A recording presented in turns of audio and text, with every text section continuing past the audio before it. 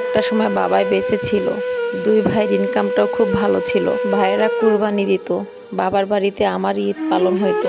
ঈদ আসার এক সপ্তাহ আগে থেকে বাড়িতে বারে বারে ফোন আসতো, বাড়ি আয় বাড়ি আয়, বাড়িতে ঈদ করবি। ঈদের এক সপ্তাহ আগে ভাইয়েরা মার্কেট করার টাকা পাঠিয়ে দিত।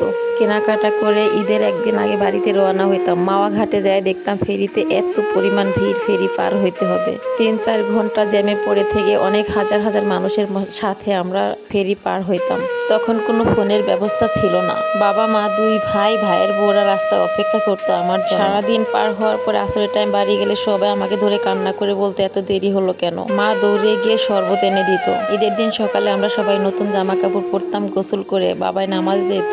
আমি সাজগোজ করে জানালার সামনে বসে থাকতাম ঈদগাহের মানুষ দেখার জন্য। বাড়ির সাথে ঈদগাহ ছিল। সেই দিনটা কত আনন্দের ছিল। আজ বাবা নেই, বাড়ি থেকে ফোন আসে না, কেউ আমাকে ডাকে না। এটা হচ্ছে মেয়ে মানুষের জীবন। বাবা নেই বলে আর আমাদের ঈদ হবে না কখনো।